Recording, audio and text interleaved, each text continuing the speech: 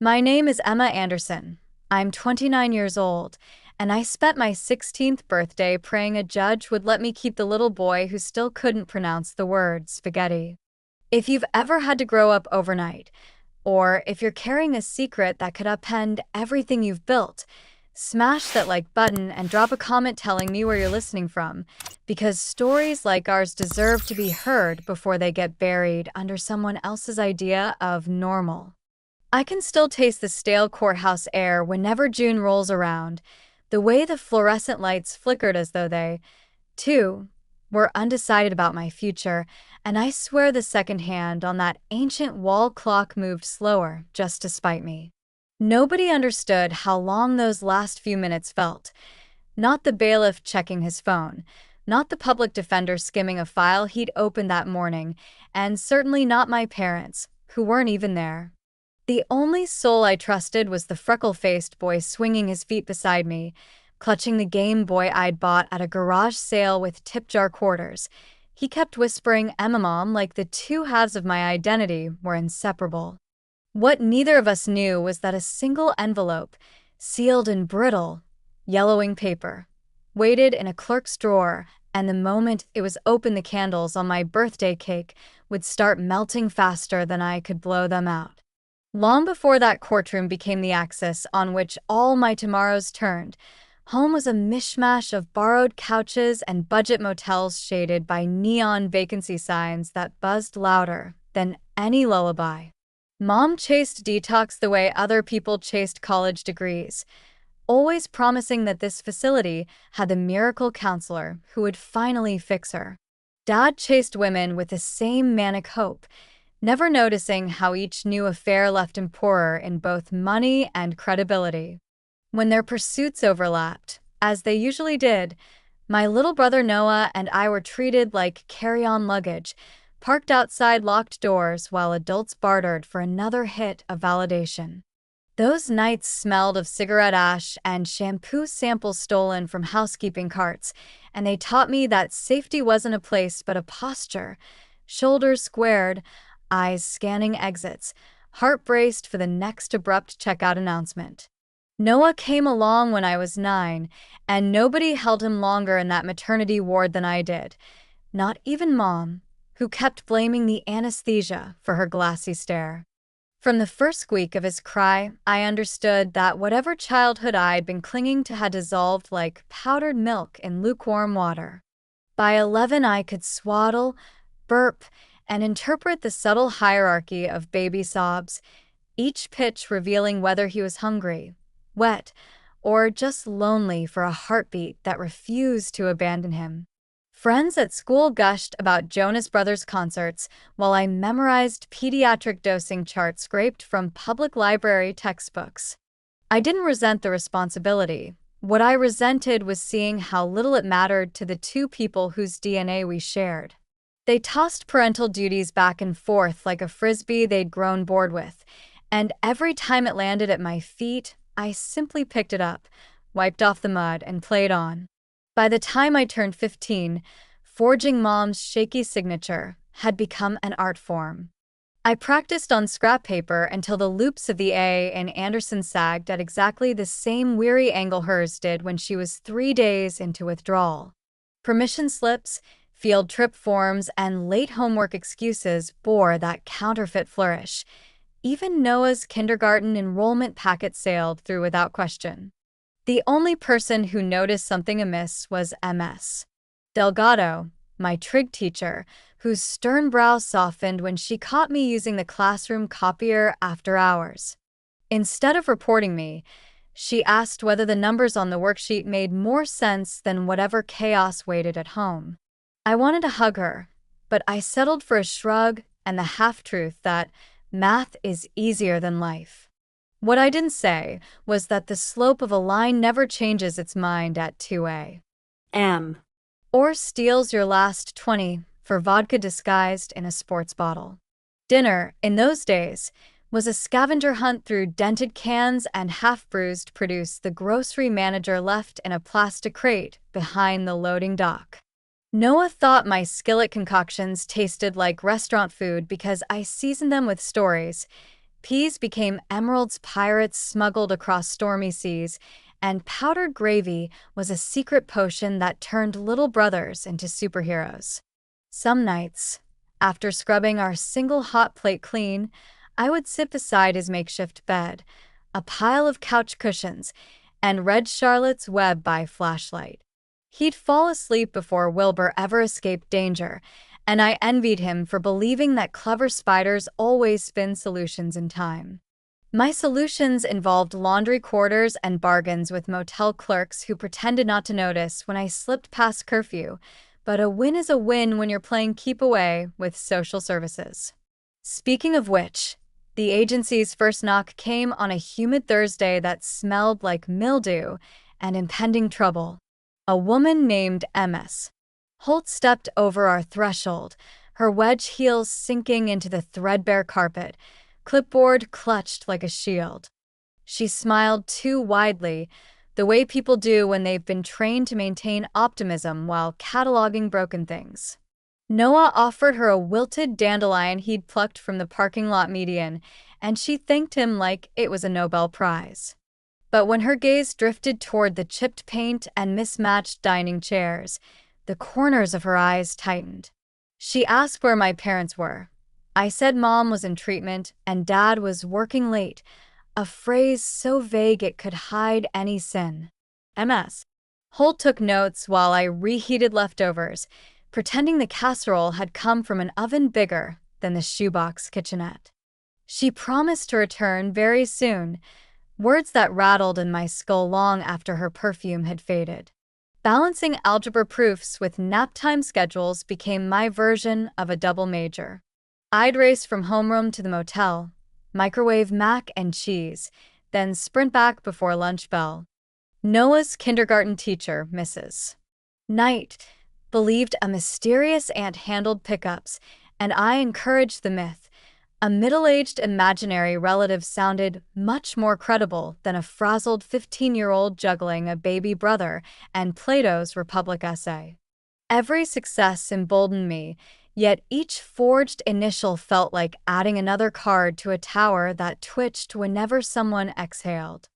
I convinced myself I could keep everything standing as long as I never blinked. The only peer who glimpsed the truth was Eileen Carter, a mop-haired drummer who lived 2 rooms down and whose mother ran the night desk. Eileen and I traded secrets through the paper-thin walls. She tapped homework questions with drumsticks. I answered in Morse code of pencil knocks. She'd slip extra Pop-Tarts into Noah's backpack, and on rare evenings when Mom stumbled back, Eileen rolled her eyes, so hard I feared they'd never realign. She was the first person to tell me that survival could be a shared rhythm instead of a solo riff, and those midnight duets kept me sane when everything else threatened to go flat. Dad's final exit was less dramatic than the holes he left in our stories.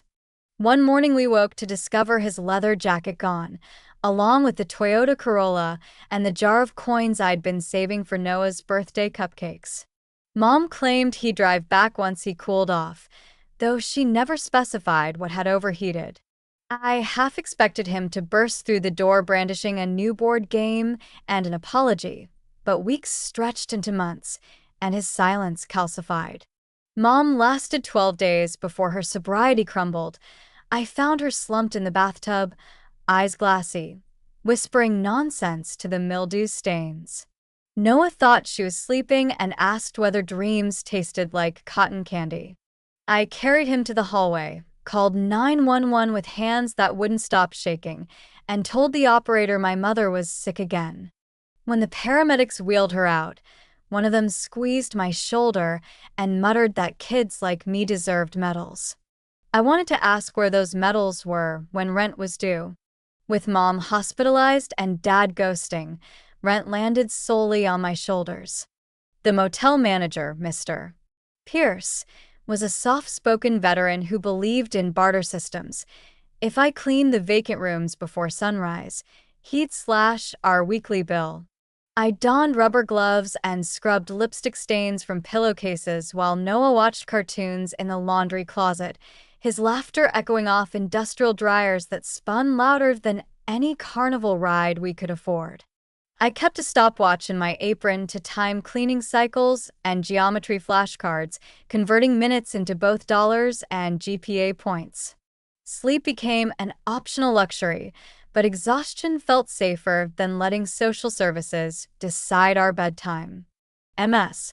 Holt, true to her word, returned, this time with a court summons. She wore sympathy like a scarf, draping it over every sentence. It's not about punishing you, Emma. We simply need to ensure Noah's welfare. She scheduled a hearing for June 14th, the date circled on my wall calendar because I'd planned to blow out candles, not defend my competency. The document called me a minor lacking adequate guardianship authority, and the phrase stung worse than any playground insult. I asked what would happen if the judge ruled against me, and Ms. Holt's answer was a well-rehearsed script about foster placements, visitation schedules, and what's best for the child. She didn't realize Noah and I shared a heartbeat. Separating us would be cardiac arrest in slow motion. In the weeks leading to the hearing, our lives narrowed to checklists, immunization records, school attendance logs, letters from teachers affirming my exceptional maturity. I rehearsed testimony in front of the bathroom mirror, adjusting my diction to sound older, steadier, unbreakable. Noah practiced sitting still, a Herculean task for a 6-year-old who preferred imaginative cartwheels to courtroom etiquette. Every evening, as we reviewed flashcards of vocabulary words a judge might use, emancipation, guardianship, adjudicate, I promised him we'd win because families that fight together stay together. He asked whether fighting meant punching. I told him it meant telling the truth so loudly nobody could ignore it. On the morning of my birthday, Mr. Pierce surprised us with a second-hand dress he'd pressed and hung on our door. It was navy blue, sensible, the sort of fabric that whispered responsible adult. Noah wore his only collared shirt, missing a button I stitched with dental floss. As we waited for the bus, he slipped a crumpled drawing into my palm. Stick figure me holding stick figure him beneath a crooked rainbow labeled home. I tucked it into my purse next to bus fare and the letter Mom had mailed from rehab, a shaky apology enclosed with a promise to attend the hearing if her counselor cleared it. She never arrived, but the folded paper felt like a talisman against every doubt. We entered the courthouse smelling faintly of bleach and dollar store shampoo. The waiting area benches were harder than truth, and the walls bore posters of smiling children captioned with slogans about brighter futures. I wondered whether the photographer had ever asked those kids how it felt to pose for system propaganda. The bailiff called our case, voice echoing off marble columns that made my thrifted heels click like accusations. As we took our seats, the clerk retrieved a sealed envelope from her tray, the edges worn as if someone had fingered it over and over, debating whether to break the seal. I didn't know it then, but that envelope contained affidavits and bank statements capable of turning the tide in ways I never anticipated. All I understood in that moment was that my heartbeat matched the courtroom clock, each tick hammering the same question. Had I done enough? With Noah's small hand curled inside mine, I met the judge's gaze and waited for the gavel that would determine whether I remained a sister, became a mother, or lost the only person who'd ever believed I could be both. The mystery of what lay inside that envelope hovered like a thunderhead, its first rumble promising to shatter the fragile calm we had fought so fiercely to protect. But until the seal broke, I clung to hope the way my brother clung to me, fiercely, defiantly, and absolutely certain that love, when tested, can muster arguments stronger than any law. The instant the gavel struck wood, a hush settled over courtroom for me so complete I could hear the tremor in my own breath, yet all I could think about was that brown envelope, unopened, dog-eared, and humming with some secret that everyone except me seemed to know. In the 5 seconds it took the bailiff to announce in Noah Anderson, minor, A rumor skittered across my imagination. What if the envelope held proof that I, not my brother, was the one who needed rescuing? The idea made no sense, but neither did the fluorescent lights that kept flickering as though they could short-circuit destiny. I squeezed Noah's hand hard enough to earn a puzzled glance. He swung his feet, blissfully ignorant of how a few thin sheets of paper might reroute his whole childhood. When the judge, Honorable Melanie Baxter, black-robed and sharp-eyed, asked the clerk to mark the mysterious exhibit as sealed pending review, I felt every nerve ending strain toward that manila square like a compass needle begging for true north. Assistant District Attorney Carl Rowan took the floor first, his gray suit hanging on him the way rules hung on a bureaucracy, stiff, impeccable, immune to weather or tears. He spoke with the measured cadence of a metronome, reciting statutes that defined proper guardianship, age of majority, and best interests of the child, as though those phrases had hearts that beat. Each time he said the minor Emma Anderson, my cheeks burned, because he reduced 16-year-old me to an asterisk next to my own accomplishments.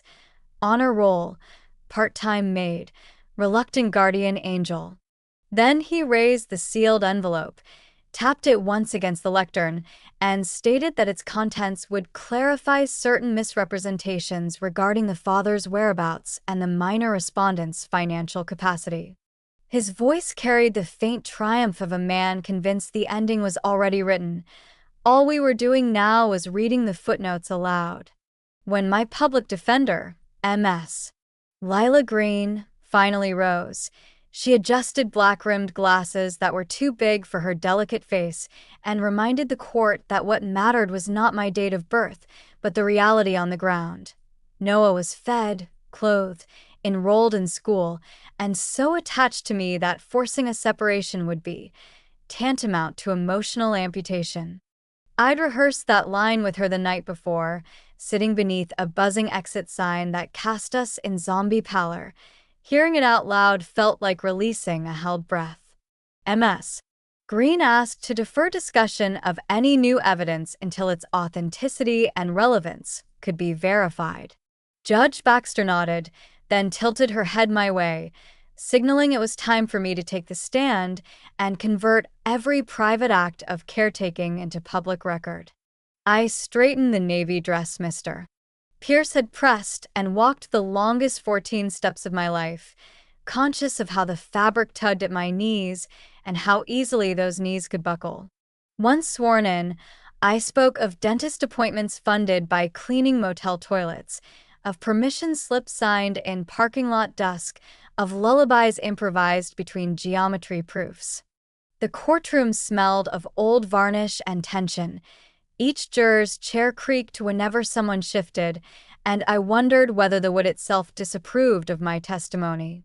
When I admitted forging my mother's signature to keep Noah from missing his first field trip, a woman in the back row gasped, but I kept my gaze steady on the judge. Love, in our family, required counterfeits. I wasn't proud of it, but neither would I apologize for patching holes my parents had burned. Next, MS. Holt of Child Protective Services recounted her visits, her clipboard, her observations of subpar living conditions. She praised my resourcefulness before lamenting that resourcefulness alone could not substitute for legal majority. The ache beneath her professional tone reminded me she was human, possibly even sympathetic, but bound by guidelines thicker than any motel Bible. Under cross-examination, MS. Green coaxed Holt into conceding that Noah appeared happy, healthy, and academically on track, traits not guaranteed in foster care.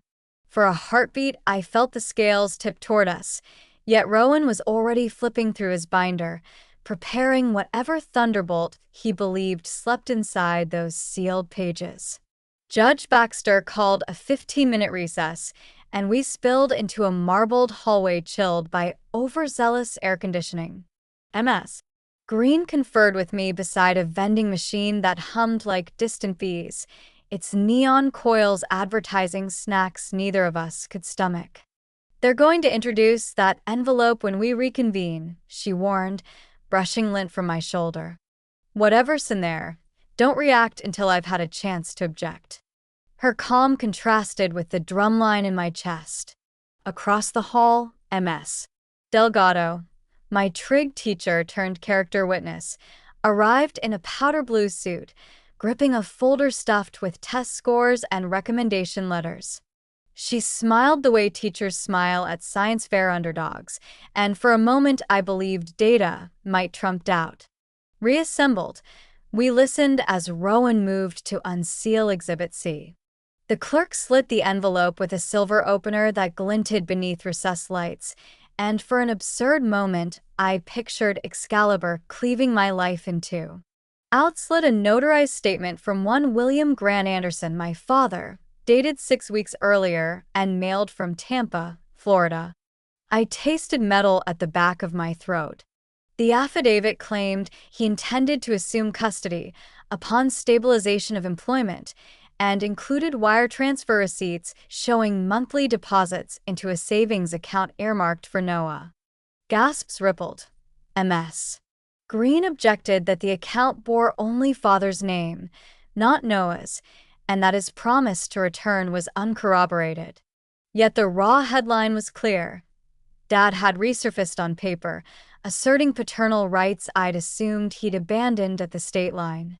While lawyers wrangled, memory yanked me backward to Dad's final voicemail, the one I'd deleted after the 10th replay. He'd said, "I just need time, Emmy Bear. Gotta get my head straight." I had chalked it up to the same hollow echo Mom left each rehab checkout. Now that echo threatened to nullify every alimentary casserole, every bedtime story, every bleary dawn mopping motel corridors. Noah, unaware of the shift, nudged my elbow and whispered that the judge's glasses looked like owl eyes. I forced a smile that tasted like cracked porcelain. Rowan's next witness was Mr. Lance Hadley, a Tampa banker who attested via speakerphone that weekly deposits indeed originated from William Anderson's payroll checks. Under oath, Hadley admitted the balance, while not vast, demonstrated fiscal responsibility and parental intent. MS. Green pounced, eliciting that no withdrawals had ever been made to buy clothes, toys, or even birthday cards, painting the account as little more than a prop in Dad's redemption tale. Still, the numbers gleamed. In a system obsessed with concrete metrics, dollars often outshouted devotion. The judge leaned back, templed her fingers, and ordered both parties to her bench. They spoke in hushed tones while I studied a crack in the linoleum that zigzagged like fault lines under tectonic strain. When the sidebar ended, Judge Baxter announced a provisional ruling. Custody would not change hands today. Instead, she requested a comprehensive home evaluation of my living situation, a psychological assessment of Noah's attachment, and beyond anything MS. Green or I had predicted, an expedited petition for my emancipation. Should I prove capable of supporting myself and my brother, the court would strongly consider granting a sibling guardianship arrangement unprecedented in this jurisdiction. The next hearing was scheduled for August 2nd, 7 weeks away, an eternity measured in second-grade milestones. We exited beneath skies bruised with late afternoon thunderclouds, and for the first time all day, I remembered it was my birthday. Mr. Pierce, waiting by the bus stop, presented a single cupcake topped with a lopsided candle. He apologized that it had gotten slightly crushed in his lunch cooler. Noah sang a Warlie rendition of Happy Birthday, shouting the words, "Dear Emma Mom," so the whole block turned. I laughed, then cried, then laughed again because the frosting smeared across my dress looked like abstract art, and because crying felt rebellious after sitting so still for so long. That night, while Noah snored on the couch cushions, I sat on the motel's exterior stairs and reread the emancipation pamphlet MS. Green had pressed into my palm. Wind rattled aluminum railings, carrying the scent of distant rain and asphalt afterglow. The paperwork demanded proof of income, a signed lease, and 3 character references, a scavenger hunt across the grown-up world I'd only toured by necessity. I wasn't sure how to chase those requirements while also fending off a father's phantom comeback, but uncertainty had never stopped me before. It merely rewired the map. I tucked Dad's affidavit into a Ziploc bag, sealed it, and slid it beneath Noah's pillow, not because I trusted our father's promise, but because I refused to let a stranger's ink decide whether my brother dreamed in color. In the hours before dawn, thunder finally broke. Lightning illuminated the cracked parking lot asphalt, rendering our motel in stark relief. Peeling paint, buzzing sign, half-lit vacancy.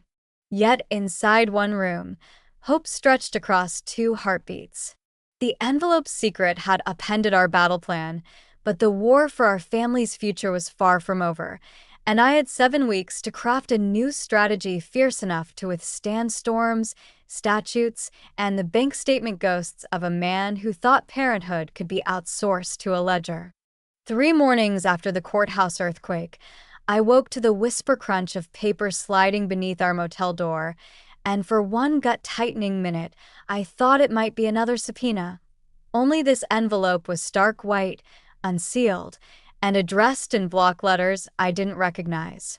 If you've ever stared down a surprise that could rewrite the rest of your week, hit the like button and subscribe so you don't miss how quickly ordinary paper can ignite an entire future. I held the envelope against the window's dawn light, trying to divine its contents the way sailors once read the horizon. Nothing bled through except my own reflection. Sleepless and already late for the breakfast shift rooms, I needed to scrub to keep our ledger in the black. Noah, still starfished across his cushion fort, mumbled about cartoons and peanut butter cereal, unaware that one innocuous delivery might detonate the fragile schedule that kept him believing mornings were for sunshine rather than strategy. I tucked the mystery into my backpack beside clean sponges, deciding to postpone the reveal until I'd earned at least today's rent, but the envelope pulsed against my spine with every step, a paper-thin metronome counting down toward a verdict I hadn't prepared for. The motel corridors smelled of bleach and burnt coffee, a combination that usually steadied me, yet my hands shook so badly I dropped the supply caddy twice before sunrise. "You okay, Em?" Eileen Carter asked, pausing outside room 217 with drumsticks protruding from her back pocket like exclamation points. I lied that extra bleach fumes were scrambling my head, then forced a smile big enough to hide the truth. The envelope had turned my brain into static and my chest into a too small elevator stuck between floors. By noon, I'd stripped 8 beds, scrubbed 6 bathroom tiles until my knuckles stung, and still couldn't guess whether the message waiting in my pack would help or hobble the emancipation checklist MS. Green, and I had drawn on a yellow legal pad. I needed proof of steady income, so I begged Mr. Pierce for additional shifts and accepted an under-the-table offer from the Sunshine Diner up the highway, promising to bus tables until my wrists ached if the manager would let me clock in after school. The lease requirement looked uglier. Every apartment within bus distance demanded cosigners or deposits bigger than Dad's entire responsibility fund. So, MS. Delgado compiled a dossier of my grades and character letters to sweet-talk potential landlords. None of that mattered, though, if the envelope contained a notice that undercut everything, a court amendment, a parental counterclaim, maybe even proof Dad had already signed a rental agreement in Tampa that would render my efforts redundant. When the housekeeping cart was finally stowed, I dragged Noah to the public library 2 blocks away, thinking the fluorescent quiet might grant me courage. He dove into a stack of Magic Treehouse books while I cornered a dusty study Corel and peeled the flap. A single sheet slid free. Notice to quit. Property sale pending. Mr. Pierce, kind as he was, had sold the motel to a budget chain effective July 15th. All subtenants would be required to vacate within 20 days. My vision tunneled so sharply the circulation numbers on the librarian's desk blurred into snow, and for a beat I could only hear Noah's flip-flop sandals smacking carpet as he raced to show me an illustration of a stegosaurus. The lease problem had mutated into homelessness on a ticking clock, and August 2nd shaded itself an impossible mile further away. I folded the notice, returned it to the guilty envelope, and whispered to myself that every deadline is just another unscrubbed floor. Tackle the stain, then move to the next tile. Over the next week, I became a one-girl startup whose only product was stability. I drafted a resume on library computers, omitting my age, highlighting my 5 years of custodial management, and rode borrowed bicycles to every diner, gas station, and grocery within a 12-mile radius. "We don't usually hire school kids full-time," the Sunshine manager, Hank Galloway, muttered while inspecting my calloused palms, but desperation scented my pitch, and he relented, slotting me into graveyard shifts that dovetailed with motel cleaning and left precisely 90 minutes for homework. Meanwhile, Ms.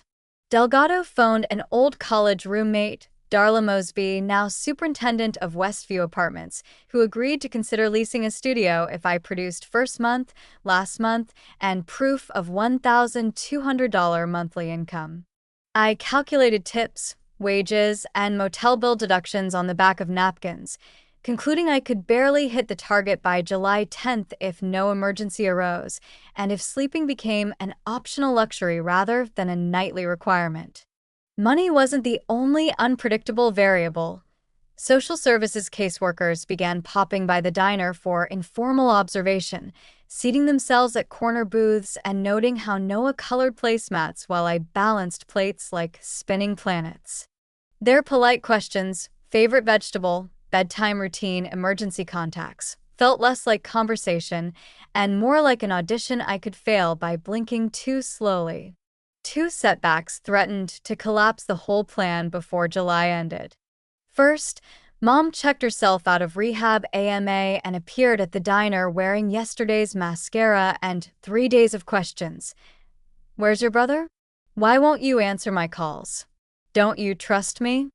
I guided her to a back booth, slipped her a grilled cheese on the house, and explained the emancipation hearing in words so simple a child could follow. She cried into pickled chips, promising to testify on my behalf, then disappeared before finishing the sandwich, leaving a lipstick half-moon on the rim of her water glass like a crimson eclipse. The second blow arrived via certified mail. Dad's attorney, a man named Thomas Pike, filed a motion to postpone the August hearing due to logistical hardships in arranging travel and employment leave. Ms. Green called me at the diner, voice brittle with frustration, warning the continuation could push our case into late autumn when guardian dockets overflowed and judges grew impatient. I hung up, stared at my reflection in the chrome milkshake machine, and decided postponement was not an option, not when the motel clock was already winding down and Noah's school started in 5 weeks. The solution presented itself where most solutions germinated those days, 95 cents deep in the laundromat vending machine. While scrounging quarters to wash diner uniforms, I overheard 2 truckers trading landlord horror stories and caught the name Maple View Mobile Court, a trailer park west of the river that leased month to month with cash deposits and no background checks. The next afternoon, I lugged Noah across a rust-speckled pedestrian bridge, every step clanging like an argument with gravity, and followed the trucker's directions until we reached a gravel lot rimmed by sun-bleached single-wides. The manager, Mrs. Hazel Boone, wore cat-eye glasses on a beaded chain and regarded me as though I were both brave and foolish, which was accurate. When I pitched our situation, she tapped ashes into a chipped mug and said, "Sweetheart, this place eats overtime for breakfast, but I got 1 unit open for $100 move-in, utilities separate, and nobody cares who's on your birth certificate. if your rent's on time. I counted crumpled bills and diner tips into her palm, signed a hand-typed agreement that smelled of carbon paper, and secured keys to Lot 17, a faded teal trailer whose broken porch light dangled like a shy firefly. It wasn't glossy enough for CPS pamphlets, but it was ours, and the first night we slept there the cicadas thrummed so loudly outside the thin walls I mistook their song for applause. With housing and dual income nominally secured, the final hurdle loomed: Noah's psychological attachment assessment. MS. Holt scheduled it for July 22nd at her downtown office, an intimidating maze of gray cubicles and motivational posters about resilience that felt cruelly ironic. I coached Noah on honesty without embellishment. Yes, you miss Dad paired with, but Emma takes care of you every day. He surprised me by adding, Emma laughs when I tell jokes, but Dad tells jokes I don't understand.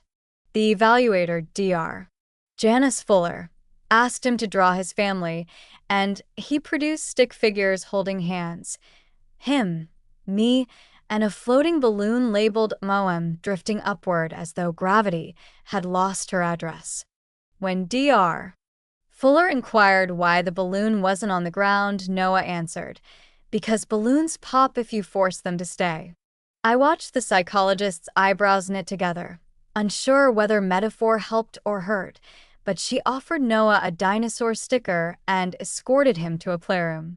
In the hallway, she told me the drawing suggested secure sibling attachment with peripheral parental influence, jargon that sounded cautiously optimistic until she added her report would also weigh environmental stability, meaning the trailer, the motel, the double shifts, and every envelope yet to arrive.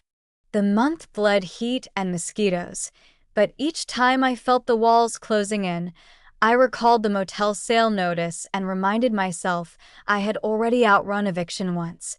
Momentum was my new currency. Mom phoned sporadically, sometimes lucid, sometimes slurring lullabies she never sang when I was little, and I learned to filter her calls through voicemail. Dad's attorney kept pressing for continuance until MS. Green threatened to seek a contempt citation, prompting a compromise. The hearing would stay on August 2nd, but Dad could appear via video link if he covered costs. That concession mattered less than the realization that virtual presence meant he couldn't physically scoop Noah into a rental car afterward. Cyberspace lacked seatbelts, and I took comfort in that technicality. On July 31st, after the diner's closing shift, I balanced ledgers, pay stubs, the Mapleview lease, and 3 notarized character letters inside a blue accordion folder, labeling each tab like a general inventorying ammunition before dawn. Noah decorated the cover with glow-in-the-dark star stickers he insisted would guide us through courtroom space, and I swallowed tears because sometimes 6-year-olds intuit metaphors better than adults with doctoral degrees. The night before the hearing, thunder chased the horizon but never reached our trailer, leaving the air charged and restless. While Noah slept in his superhero sheets, I stood at the screen door, watching porch light moths batter themselves against glass, and considered the final unknown, Mrs. Holt's full report. She had refused to share details, citing protocol, merely assuring MS. Green that all factors are under consideration. That vagueness drummed louder than any cicada choir. If her assessment skewed negative, emancipation could crumble regardless of my rented roof and paycheck math. At 1:17 a.m. The phone rang, our landline, because cell service in Mapleview was as patchy as faith.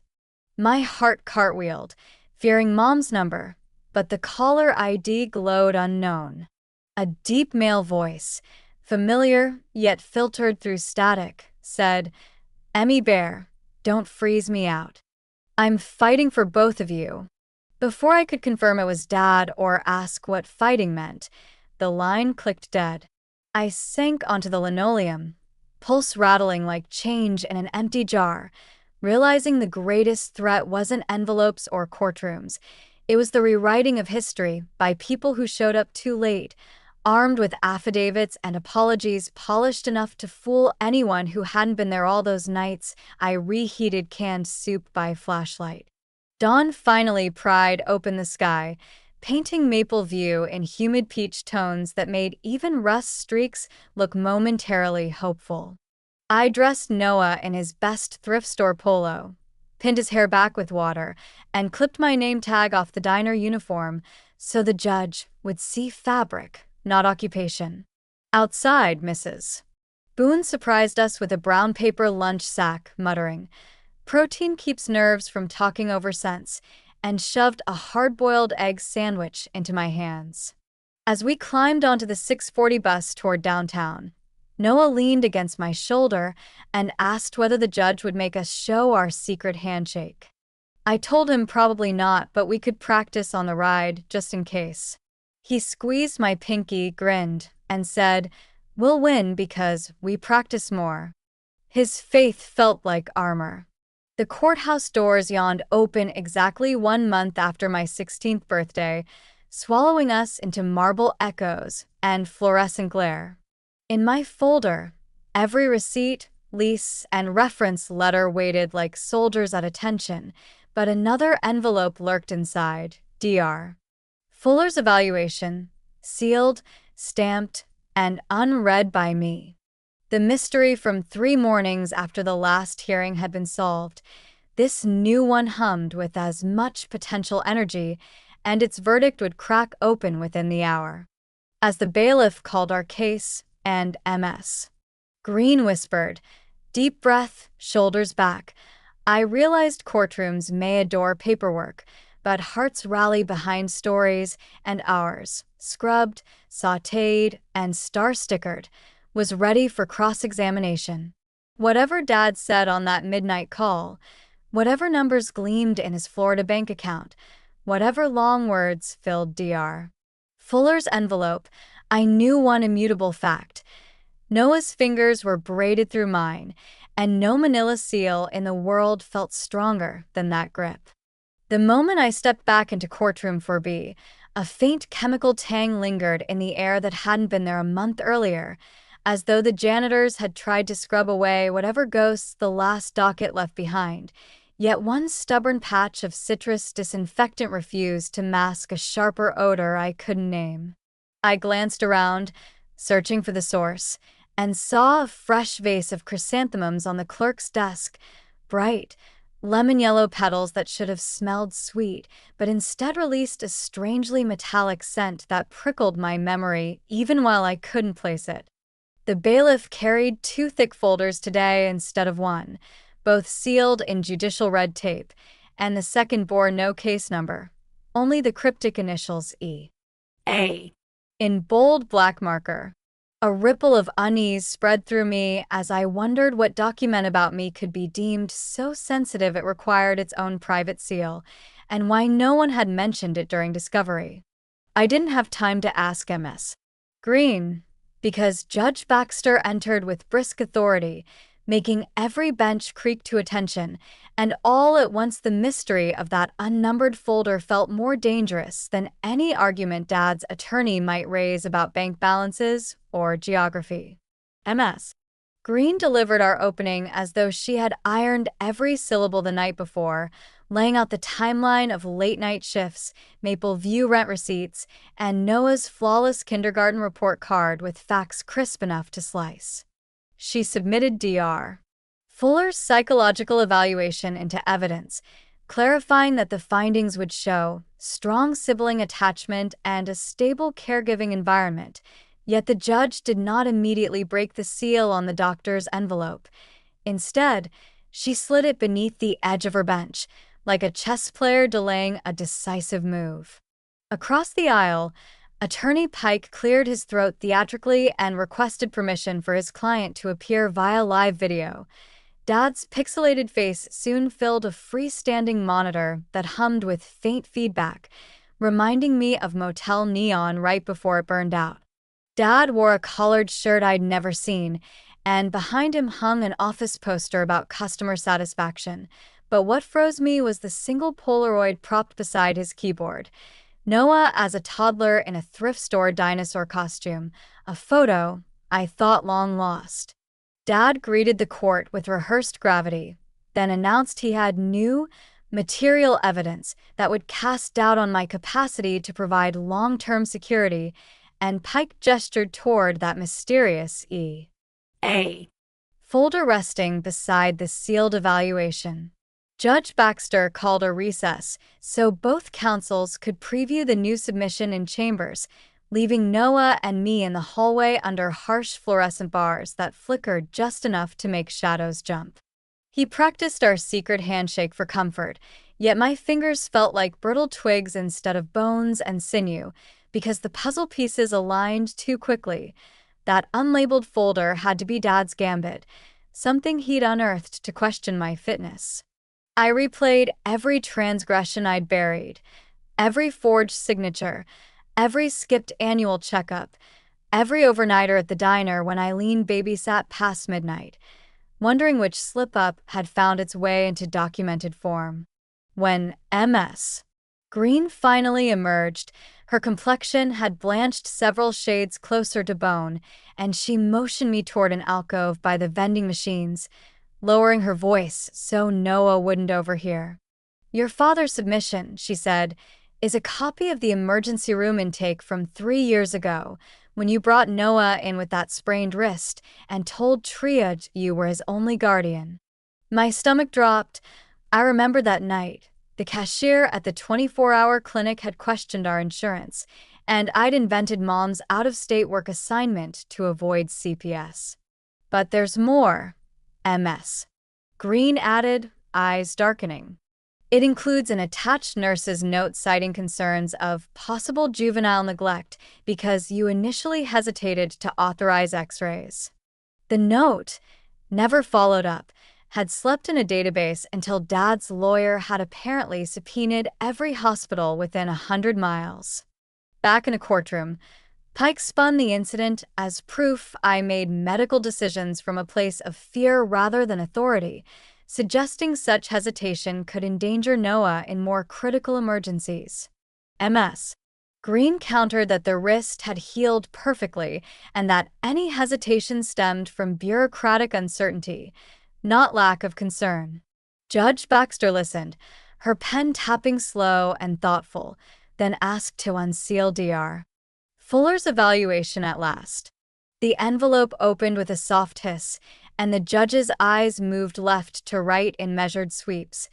Each flick of her pupils felt like a swing of a pendulum counting down the seconds of my future.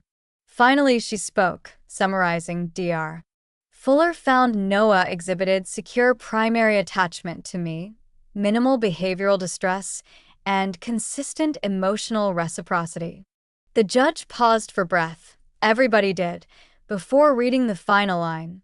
Separation from Emma Anderson would likely result in acute adjustment disorder and potential long-term anxiety. Pike's objection about medical hesitation suddenly shrank beside clinically documented harm should Noah be removed. Judge Baxter wasn't finished. She turned to Dad, still beaming from the monitor, and asked him to explain why, if he deemed me unreliable, he had failed to attend even one scheduled video chat with Noah in the past 6 weeks. Dad stammered that phone line installation at his new condo had been delayed, an excuse that sounded as flimsy as motel tissue paper. Then the judge pivoted to the bank statements Pike had entered in June, noting that while deposits had continued, zero funds had been spent on child support, school supplies, or even birthday gifts, thereby undermining any claim of active parenting. "Fiscal caution," Dad replied, but his voice cracked like thin ice, and I envisioned each dollar in that account morphing into tally marks of absence rather than evidence of care. After a brief sidebar, Judge Baxter surprised the room by announcing she wished to hear from another witness, someone not on either party's list. She ordered Ms. Holt, the CPS caseworker, to take the stand. Holt's testimony began predictably, recounting dated observations of our motel room. But then the judge asked whether she had conducted an unannounced follow-up at Maple View. Holt hesitated, admitting she had, just 48 hours earlier, and the description she offered painted a picture of organized chaos. Labeled bins for homework and toothbrushes, a weekly chore chart, Noah's dinosaur-themed reading corner, and a fridge calendar of tetanus boosters and dental cleanings. In my professional opinion, Holt concluded, the environment meets baseline standards of safety, hygiene, and emotional nurturance. Pike tried to impeach her credibility by pointing to the emergency room note, yet Holt calmly explained that one isolated concern, never substantiated, could not outweigh 3 years of consistent care. Judge Baxter requested a final recess, and as everyone filed out, I caught the metallic scent from the chrysanthemums again. All at once I recognized it. The same antiseptic odor from Noah's ER visit 3 years ago, faint iodine clinging to memory. I almost laughed. Dad's ace in the hole carried within it the smell of a moment I had conquered, not a moment that had conquered me. Outside, rain drummed against the courthouse windows and Ms. Green confessed she'd never seen a family law judge move this swiftly toward an emancipation ruling. But, she cautioned, we mustn't assume. Noah tugged my sleeve and asked why grown-ups always whispered during the important parts, and I told him secrets sometimes need soft voices, though the truth was I could barely speak above or rasp myself. When the court reconvened, the judge dispensed with preamble. She acknowledged Dad's renewed interest, yet stated on record that sporadic financial contributions do not equate to present hands-on parenting. She praised my resourcefulness, cited Dr. Fuller's report, and even referenced Ms. Holt's latest inspection, noting that the Maple View trailer, while modest, demonstrated an upward trajectory of stability. She then did something I had secretly feared impossible. She granted conditional emancipation effective immediately, provided I completed a state-approved budgeting workshop within 30 days and maintained Noah's weekly counseling sessions for at least 6 months. Custody would be formalized under a sibling guardianship order upon proof of workshop completion. Dad's image froze on the monitor, pixels blurring into a digital grimace, as if the bandwidth itself refused to transmit his disappointment. I felt Noah squeeze my hand once, hard, in what had become our unspoken signal for we made it across the tightrope. Yet the judge's gavel had barely fallen when the bailiff approached with yet another envelope, smaller, ivory-colored, handwritten address, and placed it gently on the defense table for Pike. Judge Baxter glanced at it, seemed puzzled, then permitted Pike to open it on record. Inside lay a single cashier's check for $13,000 and a note in Mom's looping cursive. To the court, applied toward Noah's trust. I'm choosing sobriety this time. Gasps rustled through the gallery. The judge asked whether anyone could verify the fund's legitimacy, and Pike reluctantly confirmed they were drawn from the very savings account Dad had brandished as evidence of responsibility. Before I could process the twist, Ms. Green leaned over and whispered, "Your mother emptied it. This changes the balance sheet entirely."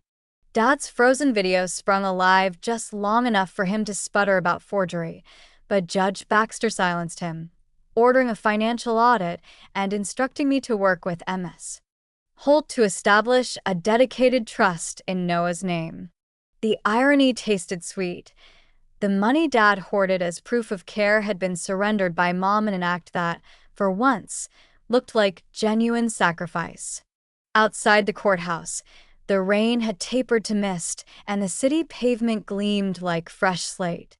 Noah performed a celebratory spin, nearly losing his backpack, and shouted, "We did it, Emma Mom," but I made him hush until we reached the bus shelter. Only then did I allow myself a fragile exhale, one that felt like opening a rickety window after years of stale air. Ms.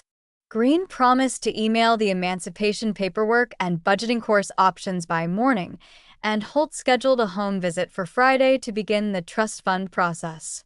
Dad's attorney strode past without meeting my eyes, phone pressed to his ear, presumably chasing a wire fraud angle that would never patch the rift he'd widened by wielding old medical records like weapons.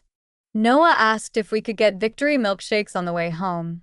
I said yes, but we'd split one to save money, and he accepted the compromise with a grin that broadcast triumph brighter than any courthouse light. On the bus ride back to Maple View, I replayed every twist of the day and realized the metallic flower scent, the resurrected ER report, and Mom's unexpected cashier's check threaded a new mystery. Had someone on the inside tipped her off about Dad's savings? I pictured the janitor's fresh chrysanthemums, the nurse who wrote the note, and the closed psychiatric ward down the street where Mom might have spent her last detox.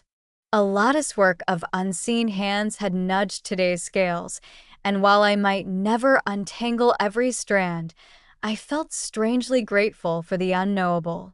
The trees along the highway shimmered under streetlights, silver leaves flashing like coins, and for the first time in years, I allowed the idea of a tomorrow planned more than a week ahead. August had opened with a verdict, but September would open with Noah's first grade orientation, and I would walk him into that classroom not as a sister masquerading by necessity, but as the guardian the state of Colorado now recognized in ink and decree. Back at Lot 17, cicadas struck up their night symphony, and Mrs. Boone hollered from her porch, "Well, you still my tenant or you move into Beverly Hills." I laughed, really laughed, and called back, "You're stuck with us, Hazel." Inside, Noah lined up his toy dinosaurs on the windowsill so they could stand guard over the new trust money, an idea that made me smile even as fatigue thundered through my limbs. I sat at the wobbly kitchenette table, unfolding the copy of my conditional emancipation order MS. Green had slipped into my folder and traced the stamp seal, an eagle clutching arrows and olive branches, symbols of defense and peace balanced in one set of talons. Outside, lightning flickered at the horizon again, but the storm seemed to be moving away this time, taking with it the iodine ghosts of old hospital corridors and the antiseptic fear of childhood's unfinished business. I closed my eyes, hearing only Noah's soft hum as he tucked a blanket around a plastic triceratops, and wondered what brand new mysteries tomorrow's dawn envelope might bring, knowing, at last, that whatever its contents, I now possessed the legal wings to open it without flinching. The trouble announced itself with an embossed envelope left wedged in the rusted screen door the very week the budgeting workshop began, its expensive cream paper so out of place against the teal siding that I felt a prickle before I even tore the flap. Inside lay a single sheet from First Horizon Trust Services informing me of a temporary freeze pending ownership verification. Legalese that translated to Noah's fund is locked until further notice. I reread the sentence where they thanked me for my anticipated cooperation and knew immediately the freeze could not be random. Someone had raised a red flag, and the only person with motive was still dialing in from Florida each time the case crept forward without him. As Noah practiced tying his shoes for first-grade orientation, tongue sticking out in concentration, I forced my voice steady long enough to promise him the money was just taking a nap, even while my pulse sprinted. The mysterious envelope went straight into the accordion file beneath the emancipation order, and already the orange tab labeled finances felt as thin as motel tissue. The budgeting class met in a linoleum-tiled basement of the county extension office, where mismatched chairs circled a folding table littered with color-coded worksheets that smelled faintly of copier toner. Each Thursday night, Mr. Javier Knox, a retired accountant with eyebrows like silver gull wings, taught us how to chart income versus outflow, preaching that numbers may wobble, but honesty mustn't. On the second session, while I practiced allocating diner tips into imaginary envelopes labeled rent, groceries, and emergency. My phone vibrated with 3 missed calls from a Tampa area code and 1 text. Accept help before it's too late. I ignored the screen, but my columns of digits began blurring until Mr. Knox gently slid a fresh sheet toward me and whispered that first drafts are allowed to be messy. His reassurance was almost enough to drown out the memory of Dad's voice telling a judge I was unreliable almost, but not entirely. 2 days later, Ms. Holt arrived for her scheduled follow-up just as I was coaxing a stubborn pilot light back to life beneath our trailer stovetop. She carried a manila folder stamped audit findings and a softness around her eyes that warned the contents would sting. The trust fund freeze, she explained, stemmed from a complaint filed by Dad's attorney alleging illicit diversion of funds. Because Mom had signed the cashier's check that emptied the account, the bank had flagged it as potential theft. If the allegation advanced, Noah's nest egg might vanish into legal limbo until a civil suit resolved. Months, maybe years. Holt reassured me the emancipation decree remained intact, yet she could not guarantee the court wouldn't revisit custody if I suddenly lacked resources to support Noah. Her words floated in the kitchen's gas-tinged air like sparks in search of tinder, and I realized I had only weeks before the workshop certificate was due, weeks in which I now needed to prove I could shoulder rent without a trust fund safety net. I kept the setback from Noah as we attended his orientation at Edison Elementary, a red brick building whose polished floors smelled of lemon wax and new beginnings. He beamed at the sight of his name taped above a cubby, while I shook hands with Mrs. Harriman, a kindly teacher who promised to guard his dinosaur lunchbox like national treasure. Yet midway through the classroom tour, a camera flash flared from the hallway window. I turned just in time to glimpse a woman in a tan trench coat, hurriedly lowering a telephoto lens. Our gazes locked through the glass an instant, hers assessing, mine bristling, before she pivoted and disappeared past a display of finger paint masterpieces. Mrs. Harriman laughed it off as yearbook staff, but my gut recognized surveillance the way weathered sailors sense distant storms. Back at Maple View, Eileen Carter dragged out her drumsticks to tap a Morse code SOS on the trailer's aluminum siding, and when I cracked the door, she handed me a grainy printout she'd snagged from the diner fax machine. A professional investigator's report requesting employment verification ongoing custody dispute Anderson v. Anderson. The document listed Dad's lawyer as the paying client and described routine photographic updates of Noah's daily environment. Anger poured through me too hot for tears, so I channeled it into action, photographing every tidy shelf and laminated chore chart in our home, compiling timestamps and witness statements from Hank at the diner, Ms. Delgado, and Mrs. Boone. If Dad wanted evidence, I would drown him in the truth he kept trying to bend. By mid-September, Mr. Knox announced our final budgeting assessment, a mock audit of our ledgers, scored on accuracy and resilience. I presented color-coded spreadsheets proving I could cover rent, utilities, groceries, and a modest emergency reserve even without the frozen trust. Thanks to triple shifts, Hank grudgingly let me bank before football season crowds arrived. Knox stamped competent across the top with a flourish and signed an affidavit for the court, but as he handed it over he murmured, "Numbers convince judges, yet character convinces destiny." His words followed me through the bus ride like a quiet drumline, steadying nerves already frayed by the looming threat of Dad's private eye dossier. Storm clouds gathered in literal form the night Ms. Green phoned to confirm that Judge Baxter had set an emergency hearing for October 6th to address the fund dispute. As thunder rattled the thin trailer walls, Mom stumbled up the porch steps soaked to the knees, clutching a grocery bag stuffed with pill bottles and a spiral notebook. She looked thinner than memory, cheekbones sharp as if sculpted by regret, and before I could speak, she pressed the notebook into my hands. Inside were photocopies of texts and voicemail transcripts revealing that Dad had coerced her to withdraw the trust money under threat of reporting her past relapses to CPS. One handwritten page detailed the bank teller confirming his identity moments before the withdrawal, contradicting his claim of ignorance. Mom collapsed onto the couch, sobbing that she couldn't be the villain twice, and swore she was ready for rehab, anywhere far from his reach.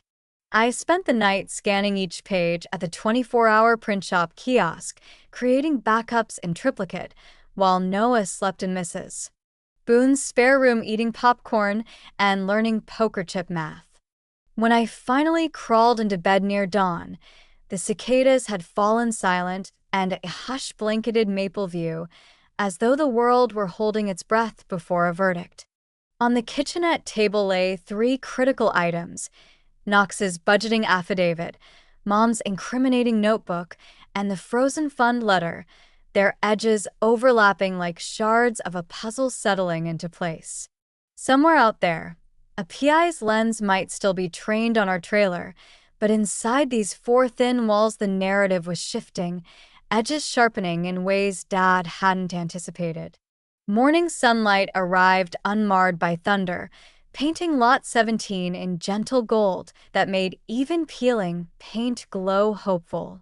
I tucked the notebook beneath my file, woke Noah with a whispered promise of pancakes, and felt, for the first time since the trust froze, a cautious confidence take shape. The next court date lay just 9 days away, 9 days to stay sober for Mom, 9 days to keep the diner tips flowing, 9 days to prepare a story too solid for any camera flash to distort. And although 1,000 new mysteries might hatch from the legal hatchery before October arrived, I finally possessed proof that truth, when documented with the same precision accountants' grant numbers, could be weapon enough to defend the fragile little empire Noah and I had built from bleach fumes, diner grease, and sheer refusal to surrender. A full moon hovered above Maple View on the eve of the emergency hearing, pale and swollen like an unanswered question, and its silver light slipped through the thin drapes to paint shifting bars across my bedroom wall. I lay awake cataloging every scenario in which our fragile case could still fracture, but the endless parade of possibilities kept circling back to one unsettling gap I hadn't been able to close. Dad's investigator still had our schedule, yet I had no idea whether he'd uncovered something damning during those last 9 days of vigilance. The budget affidavit, the notebook of threats, and the frozen fund notice were stacked in chronological order inside my accordion file, but the investigator's silent camera represented data I could neither verify nor refute, and the uncertainty thrummed at the edges of my focus, like a mosquito I couldn't swat. Ironically, the budgeting workshop had taught me to assign every dollar a job. Anxiety proved less obedient, slipping through the mental ledgers no matter how I tried to categorize it. Somewhere outside, a cicada began its late-season creak, slower and raspier than August's chorus, and the gritty rhythm reminded me summer was ending whether I felt ready or not. I counted the insects' rasps the way Noah counted the seconds between thunder and lightning, reassuring myself that if fear could be measured, it could be managed, until exhaustion finally dragged me under just hours before dawn. When Monday's sky pinked behind the cottonwoods, Mrs. Boone was already on her stoop with instant coffee steaming from a chipped mug, and she waved me over to hand off a manila envelope so thin it barely qualified as mail. She whispered that a man in a blue sedan had dropped it at sunrise, then sped away without knocking. I slipped the envelope open using the corner of my thumbnail and found 3 photographs inside, grainy black and white stills of our trailer, each stamped with time and date, plus a handwritten note on legal pad paper that read, "He stopped paying me when I wouldn't fabricate. Maybe these help." S. G. My pulse spiked in both relief and alarm. The private investigator, whoever he truly was, had apparently flipped the script, offering evidence that could corroborate my version of events rather than sabotage it. Each photo showed Noah playing in the tiny yard or me trudging home in my diner uniform after midnight, and because nothing in the frames looked suspicious, no negligence, no strangers, no visible hazards, the images felt more like quiet testimonials than accusations. I tucked them into the file behind the notebook, recognizing that in the economy of legal proof, even absence of wrongdoing can carry weight when time-stamped by a neutral lens. Strangely, the investigator's defection resolved the final unknown that had gnawed at me for weeks, and as I hurried Noah through breakfast, I realized the morning's mystery had already revealed its answer.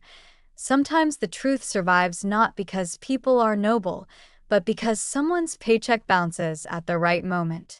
We arrived at the courthouse early enough to watch janitors buff the terrazzo floors until they reflected the pendant lights like tiny moons, and almost as soon as we stepped through security, Attorney Lila Green spotted us and guided us into a cavernous conference room that smelled of stale coffee and toner. Her smile was brisk but genuine as she flipped through my reorganized documents, nodding with each labeled tab, then paused when she reached the photos. The gleam in her eyes said they might prove more useful than I grasped.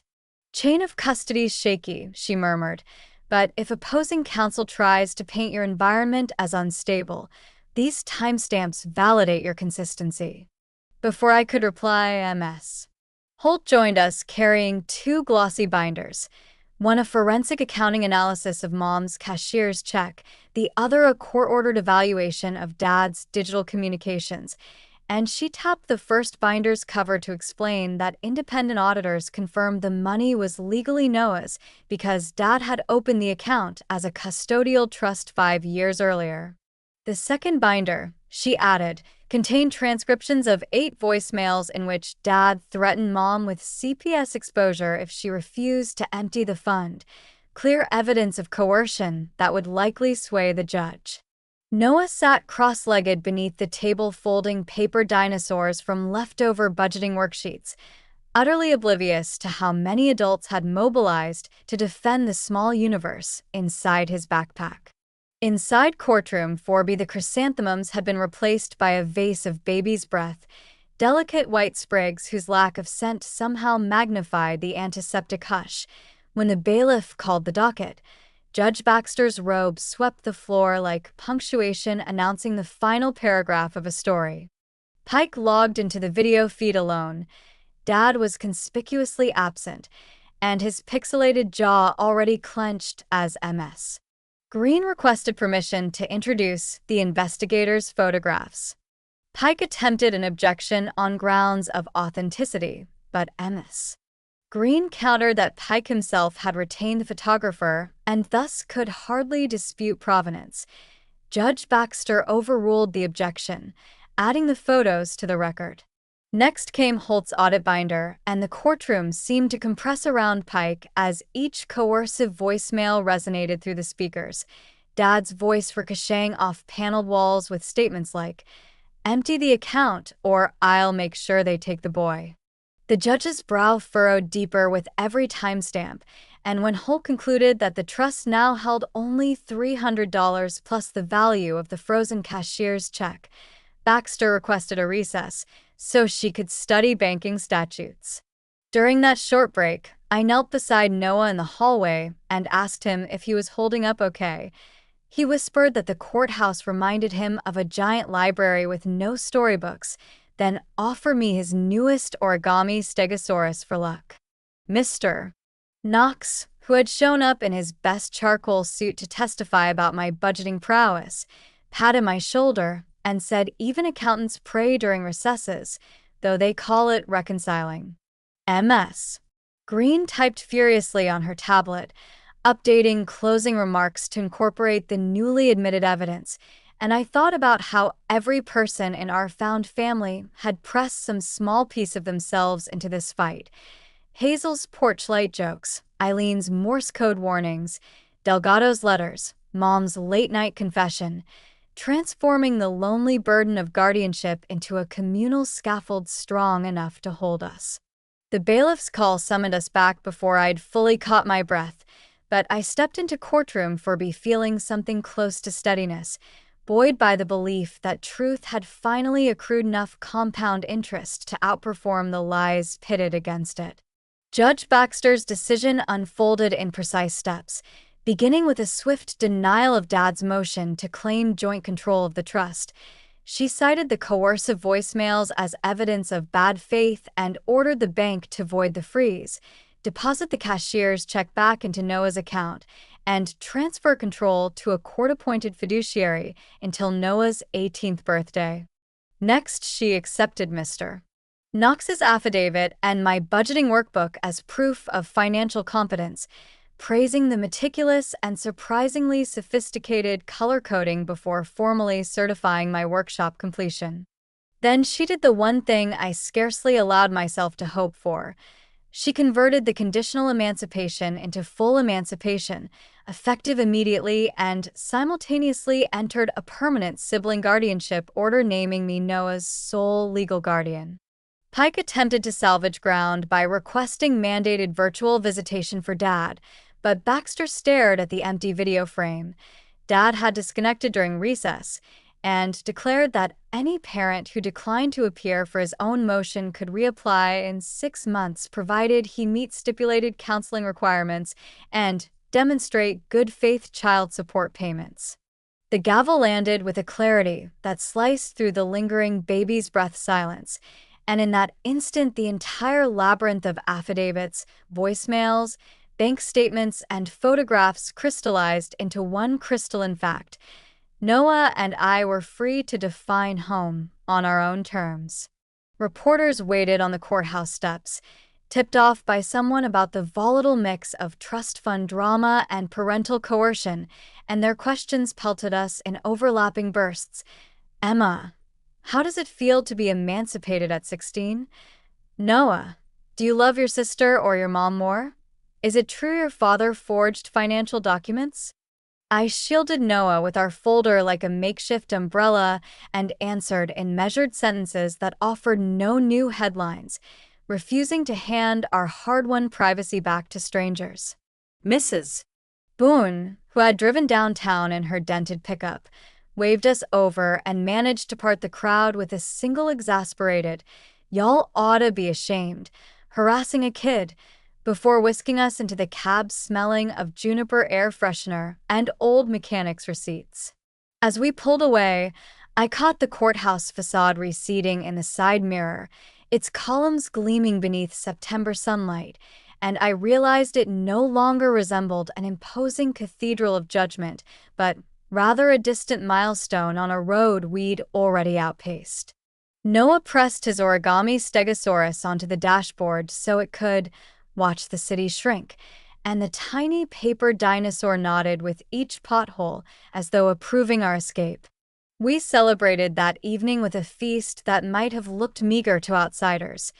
2 diner milkshakes, 1 basket of curly fries, and cupcakes donated by Hank from a botched catering order. But for us it felt extravagantly secure.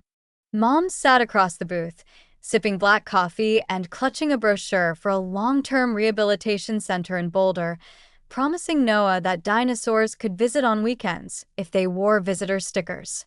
She handed me a notarized letter renouncing any future claim to Noah's trust unless a licensed counselor deemed her stable, and though her eyes were ringed with fatigue, the ache I'd carried toward her softened enough to let gratitude seep in. Eileen drummed on the formica table, improvising a victory cadence, and even Hank emerged from the kitchen to slide a folded white envelope with my name on it. Inside was my first paycheck reflecting a modest raise. Guardian bonus, he called it wryly. When Noah finally leaned against me, syrup-smudged and drowsy, I realized the diner's fluorescent lights no longer resembled interrogation lamps, but instead flickered like birthday candles someone had forgotten to blow out, as if the universe had decided our celebration could linger a little longer. October settled over Maple View with cool evenings that flushed the cottonwoods amber, and on the first Sunday of the month, I walked Noah to the trailer park mailboxes where we discovered a slim certified letter from First Horizon confirming the trust's reactivation and listing the new balance: cashier's check deposited, interest accrued, no further holds. At Noah's insistence, we photocopied the statement and pinned it above his homework desk, a tiny billboard of security that glinted whenever afternoon sun crept through the blinds. I enrolled in community college night classes using a state scholarship reserved for emancipated minors, choosing an introductory course in early childhood education because I figured experience ought to earn me credits.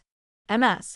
Delgado drove us to the campus bookstore and insisted on buying my used textbooks, telling the skeptical cashier that heroes should never pay for pedagogy. Meanwhile, Hazel Boone leveraged her park manager contacts to install a secondhand swing set outside Lot 17, and the day Noah tested it, he screamed with joy so loud half the park emerged to cheer him on.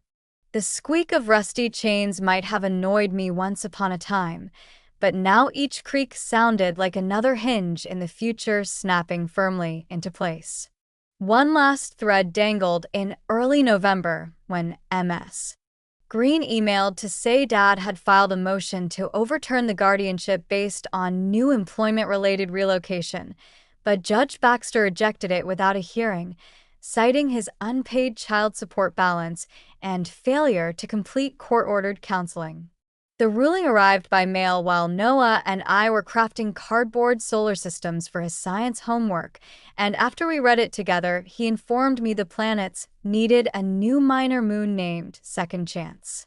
I laughed at the cosmic metaphor, aware that Dad's chances would always be measured against a ledger of actions rather than words, and I promised Noah every planet in his project could have as many moons as his imagination allowed. That night, we taped glow-in-the-dark stars across the bedroom ceiling, arranging them to mimic constellations mentioned in ancient myths, and Noah asked whether our story would ever get turned into one of those legends. I answered that legends typically require dragons, and he countered that we had already defeated one. Dad's threats, so we qualified. Before he drifted asleep, he murmured that dragons don't always breathe fire. Sometimes they breathe paperwork, and I marveled at how children distill difficult truths into images adults can barely articulate. Winter's first snow arrived light and feathery, leaving just enough powder for Noah to carve shaky angel wings beside the Maple View welcome sign, and as I watched him, I felt the year's arc lift into sudden clarity, an ascent that began with forged permission slips and ended with legal guardianship inked by the same state that once labeled me unfit.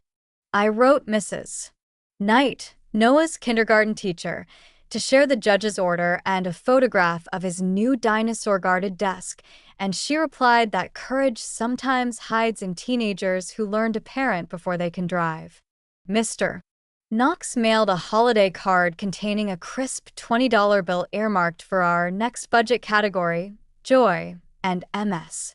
Holt dropped by with a tiny potted evergreen we could replant when we someday upgraded to a yard big enough for roots to roam. In late December, Mom called from the Boulder Rehab Center's family lounge. Her counselor put the call on speaker so she could read an apology letter aloud, each paragraph a fragile step toward accountability, and when she finished, Noah asked whether the facility allowed visiting velociraptors because his sister could make them behave. The counselor laughed and said she'd leave a spot on the sign-in sheet, and I realized forgiveness isn't a verdict so much as a renewable resource you learn to allocate like any other line item in life's messy ledger. On New Year's Eve, Lot 17 hosted a potluck that included Hazel's chili, Eileen's drum solo on upside-down mixing bowls, and a projector screen showing Wallace and Gromit against the trailer's broadside until the desert chill nudged everyone closer to steaming mugs of cider. At midnight, fireworks cracked over the distant fairgrounds, reflecting off Noah's trust fund statement still taped above his desk, and I found myself whispering a silent benediction for the future, a prayer not for wealth or ease, but for the unglamorous, steady repetition of ordinary days. I thought of those first motel nights when safety was a posture, not a place, and I touched the faint scar on my finger from forging Mom's signature too hastily. A reminder that imperfect actions can sometimes navigate impossible mazes. The chrysanthemum scent of iodine still lurks in my memory, but it no longer triggers dread. Instead, it reminds me that antiseptic is what keeps wounds from festering and that even metallic odors can presage healing. Noah tugged my sleeve to point at a lone firework blooming turquoise like some unlikely sea creature in the desert sky, and he whispered, "That one's ours." I wrapped an arm around his shoulders, sensing the firm weight of a promise kept, and as the final sparks cascaded into darkness, I understood that the mystery of tomorrow no longer frightens me, because whatever envelope it arrives in, I have already learned how to open it, read its worst possibilities, and still choose to let the story continue.